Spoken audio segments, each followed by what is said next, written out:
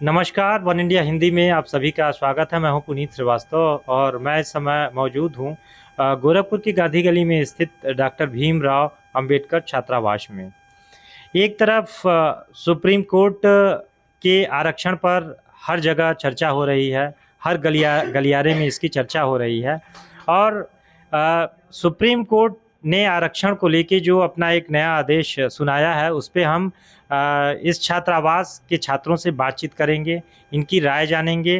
और एक पहलू ये भी है कि एससी एसटी वर्ग से कहीं ना कहीं लोग समाज में आगे आए हैं, आगे बढ़े हैं, लेकिन एक बहुत बड़ा वर्ग अभी भी ऐसा है जिसको आरक्षण की ज़रूरत है और समाज की मुख्य धारा में उन्हें आरक्षण के द्वारा जोड़कर उन्हें विकास के पथ पर अग्रसर किया जा सकता है। क्या नाम है आपका? सुधीराम रावत। किस क्लास में पढ़ते हैं? मैं यूनिवर्सिटी से एलएलबी कर रहा हूँ। अच्छा अच्छा, आप लॉ के स्टूडेंट हैं, जी। आपसे ही संबंधित प्रश्न भी है। जी जी। सुप्रीम कोर्ट ने आरक्षण को लेके एक नया अपना आदेश जारी किया है। पिछला जो इसका था उसमें काफी परिवर्तन करते हुए एक नया आदेश इसने लाया है। क्या उस पर आपकी प्रतिक्रिया है, क्या कहना चाहेंगे? देखिए, पहली बात तो सुप्रीम कोर्ट से ऐसे बहुत से निर्णय आते हैं जो संविधान के खिलाफ होते हैं और समाज में उसका प्रभाव पड़ता है। जी जी। तो ऐसे ही एक मामला ये भी है, जबकि ऐसा नहीं होना चाहिए। कि देखिए, अब इसमें क्या हो गया ना कि फूट डालो राज करो वाला नीति अपना ली गई है कि अगर आप किसी को लड़ाना चाहते हैं तो उसके घर में कुछ ऐसा चीज़ ला दीजिए कि उसमें आपस में वो लड़ करके ख़त्म हो जाएं। जी जी। ठीक है, तो वही चीज़ें यहाँ पर भी लागू हो गई हैं कि जो हमारा प्रतिनिधित्व के मामला था, जो आरक्षण है प्रतिनिधित्व का मामला है, जबकि इसको हमेशा कभी ना कभी इसको ये बताया जाता है कि गरीबी उन्मूलन का साधन है, या कोई कुछ और बोल देता है, कोई कुछ और बोल देता है। लेकिन जबकि ये सीधा सीधा फंडा है कि हमारे प्रतिनिधित्व की भागीदारी, ये हमारा भागीदारी सुनिश्चित करता है। कि आप सोच लीजिए कि किसी भी संस्थान में जब कोई वैकेंसी निकलती है तो उसमें से आधा सामान्य श्रेणी की होती है। उसके बाद से आप आते हैं कि वो ओबीसी को 27% रिजर्वेशन मिलता है। उसी के आधार पे फिर एससी की बात आती है तो एससी को 21% मिलता है। लेकिन 27 और 21 के बाद, ठीक है, एक अलग से भी कोटा आया है 10% आरक्षण का, जो सवर्णों को मिलता है आर्थिक आधार पे। ठीक है, तो ये उस तरह की कोई सुविधाएं नहीं ला रहे हैं कि उनका, देखिए 27 और 31 मिला करके टोटल हो जाता है 49%। बाकी 51% सीटें जो हैं वो अनरिजर्व रहती हैं, वो सम्मान श्रेणी के खाते में जाती है। लेकिन 51 के बाद भी उनको अलग से 10% दिया गया है। आप अगर सम्मान में नहीं कोई चीज़ क्लियर कर पाते हैं, चाहे आप नौकरी के मामले में हो, चाहे किसी संस्थान में आप जाना चाहते हैं, चाहे एडमिशन लेना हो, तो आप अगर अनरिजर्व कोटे में नहीं आते हैं, सम्मान श्रेणी में नहीं आते हैं, तो आप EWS बनवा करके आप उसके तहत वहाँ पहुँच जाएंगे। ऐसा व्यवस्था वो लोग अपने लिए कर लिए हैं। लेकिन अब हमारे साथ क्या हो रहा है कि हमारे कोटे के अंदर कोटा। अब सोचिए कि मतलब एक तो हमारी भागीदारी पहले से नहीं है, उसके बाद से भी उसमें अंदर फूट डाल रहे हैं कि मतलब जो लोग, उनका सीधा सीधा कहना है कि किसी के घर में ज़्यादा नौकरी हो जा रहा है, किसी के घर में नहीं हो पा रहे हैं, यही कहना है उनका। लेकिन अगर आपको इतना ही हमारे ऊपर हमदर्दी आ रही है तो हमारे 21% छोड़ दीजिए। उसके बाद से जो 51% में से आप 10% दिए हैं, उसमें से हमको भी हमारा अधिकार दीजिए, या तो फिर हमारी भागीदारी मतलब गिनती करवा लीजिए कि जो चाहे सुप्रीम कोर्ट से लेकर के किसी भी सरकारी संस्थान में जितने भी अधिकारी काम कर रहे हैं, जो भी उच्च पद हो या चाहे फोर्थ ग्रेड की नौकरियां हों, उसमें आप मतलब वो गिनती करवा लीजिए कि कौन से लोग हैं, उनकी संख्या कितनी है, कितने लोग उनके नौकरी पेशे में हैं। आप क्लियर हो जाएगा कि जिनकी संख्या देश में 12 से 15% है, वो देश के 70% मतलब भागीदारी सुनिश्चित कर रहे हैं। बाकी और क्या होता है कि 30 से 40% में ओबीसी, एससी और एसटी को थोप दिया गया कि आप, या तो कभी कभी ऐसा होता, अभी देखिए इलाहाबाद का मैटर आया था। इलाहाबाद वो क्या नाम है, विश्वविद्यालय का। उसमें क्या है कि जो कोटे का सीट है ओबीसी और एससी का, उसमें उनके समाज के लोग जो ओबीसी के हैं, उनके समाज के लोग प्रोफेसर नहीं हैं, तो सीटें खाली कर दी गई हैं। ठीक है, और जो अनरिजर्व सीटें हैं उसमें तो उनके लोग हो गए हैं। लेकिन जो सीटें वो क्या नाम है ओबीसी के हैं, एससी के हैं, उसको खाली करके उसको छोड़ दिया गया है।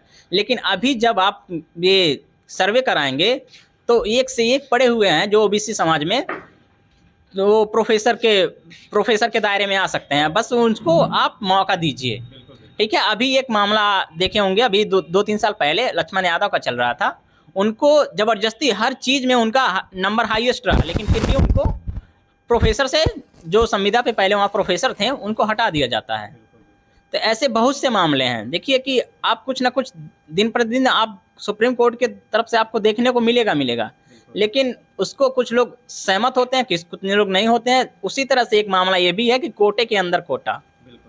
अगर हमारे ऊपर इतना ही सरकार दयावान है तो हमको 21% छोड़ करके अन्य से हमको जो मिलना चाहिए उसमें से दे, तब हम मानेंगे कि हाँ चलो हमारे विषय में कुछ सोच रहे हैं। लेकिन आप तो हमारे घर में फूट डाल रहे हैं ना।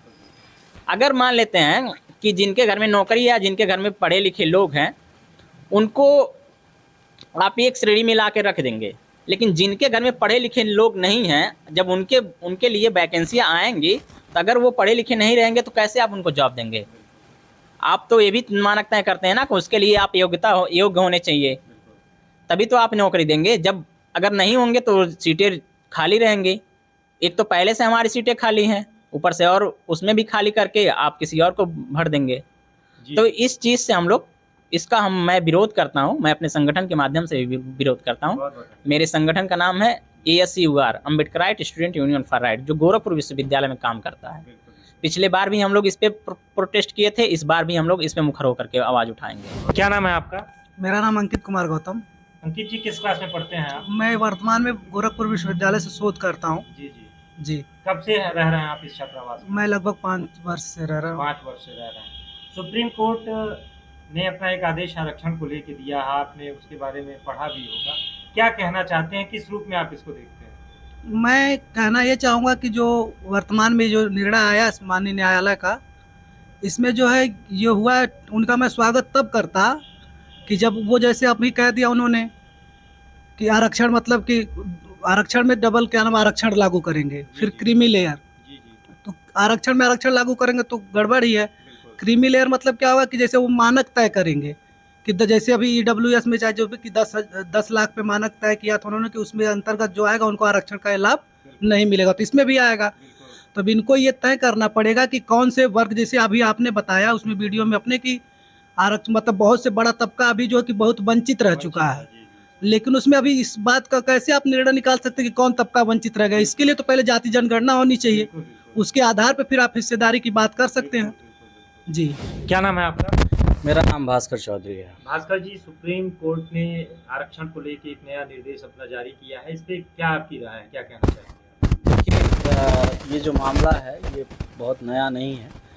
ये कोविड टाइम में भी इस तरीके का एक मामला आया था न्यायालय के द्वारा ही, तो हम लोगों ने उस पर आपत्ति दर्ज की थी संवैधानिक रूप से। आज भी हम अपनी आपत्ति संवैधानिक रूप से दर्ज कर रहे हैं, संविधान के दायरे में रह कर रहे हैं, चूँकि हम चाहते हैं कि जो आरक्षण है उसमें वर्गीकरण तब किया जाए जब सामाजिक स्थितियाँ सभी के अनुरूप हो जाएं। जितने जो भी समाज में अनुसूचित जाति में, अनुसूचित जनजाति में आने वाले लोग हैं, उनको वो सामाजिक स्टेटस मिल जाए, उसके बाद से कोई भी विचार किया जाए। अभी फ़िलहाल के परिदृश्य में अगर आप देखते हैं तो मुझे नहीं लगता है कि अभी कोई चेंजेस करने की आवश्यकता है। आप गोरखपुर विश्वविद्यालय की बात ले लीजिए, यहाँ की हम बात करते हैं तो गोरखपुर विश्वविद्यालय इस पूरे पूर्वांचल में सबसे बड़ी यूनिवर्सिटी मानी जाती है, क्योंकि अधिकांश क्षेत्र कवर करता है। देवरिया, महाराजगंज, कुशीनगर, बस्ती, तमाम जगहों से ये अपने आप में समाहित किया हुआ है। लेकिन यहाँ पे अधिकांश, अगर आप देवरिया चले जाइए, देवरिया से कुछ किलोमीटर आगे चले जाइए, तो गोरखपुर विश्वविद्यालय में प्रवेश लेने की प्रक्रिया क्या है अधिकांश लोगों को नहीं पता है। जी जी। उनको कितना प्रतिशत आरक्षण मिलता है ये तक नहीं पता है, क्या उनका लाभ है, क्या हानि है, वो तक नहीं पता है। वो अपने आरक्षण का लाभ उठा के कहाँ कहाँ प्रवेश ले सकते हैं ये नहीं पता है। जी जी। और तमाम चीज़ें हैं, तो मुझे लगता है कि इन चीज़ों को पहले दुरुस्त हो जाना चाहिए। अभी बहुत लोग वंचित हैं आरक्षण के लाभ से ही बहुत लोग वंचित हैं। तो उसमें वर्गीकरण करके आप माने माननीय न्यायालय जी का बहुत फैसला मैं सही नहीं मानता हूँ। इस पे मैं अपनी आपत्ति दर्ज कराता हूँ। देखिए, अगर आप सोशल स्टेटस की भी बात करते हैं तो जैसे आप नेताओं की बात करते हैं, तो हम जब दलित नेताओं की बात करते हैं, कोई नेता होता है तो उसे दलित ही डिनोट किया जाता है, चाहे वो कितना हो बड़ा मंत्री हो जाए, प्रधानमंत्री हो जाए, आप वो दलित के रूप में ही होते हैं। आपके आज के वर्तमान परिदृश्य में अगर आप देखेंगे तो हमारे देश की सर्वोच्च पद पे आसीन जो व्यक्ति हैं वो द्रौपदी मुर्मू हैं, जो अनुसूचित जनजाति से आती हैं। आप देखे होंगे उनके साथ कितना डिस्क्रिमिनेशन हुआ। इस राम मंदिर जो अभी उद्घाटन हुआ है उसमें उनको उसके शिलान्यास में, उसके उद्घाटन में बुलाया तक नहीं गया। तो आप सर्वोच्च व्यक्ति को जब नहीं बुला रहे हैं, आप सर्वोच्च व्यक्ति को जब स्थान नहीं दे पा रहे हैं, तो आप सोचिए कि कितना आप अभी भी कितना बैकवर्ड है, समाज में कितनी बैकवर्डनेस है। तो इसको पहले दुरुस्त करना होगा। आप चाहे कितना हो बड़े नेता हो जाइए, हमारे आप देखेंगे बहन मायावती जी रहीं, उनको भी दलित नेता के रूप में ही डिनोट किया जाता है। अगर आप चंद्रशेखर जी को देखते हैं, उनको भी दलित नेता के रूप में ही देखा जाता है। तो पहले वो सामाजिक स्टेटस मेंटेन हो जाए, तब आप कुछ करें तो ठीक लगता है। लेकिन मुझे नहीं लगता है कि आज भी अगर इसको हटा दिया जाएगा तो वो परिदृश्य जो पुराना था, जो आज़ादी के पहले का था, वो पुनरावृत्ति हो जाएगी मुझे लगता है। तो अभी वो परिस्थिति नहीं बनी है जिस पे हम इस तरीके के फैसले का स्वागत कर सकें। माननीय न्यायालय जी से मैं एक विनम्र अनुरोध है कि इस पे पुनर्विचार करें और फैसले को बदला जाए। ये थे SC/ST वर्ग से आने वाले कुछ युवा छात्र जिन्होंने सुप्रीम कोर्ट के निर्णय पर अपनी प्रतिक्रिया दी और उन्होंने खुलकर अपनी बात रखी। अन्य खबरों के लिए आप देखते रहें वन इंडिया हिंदी।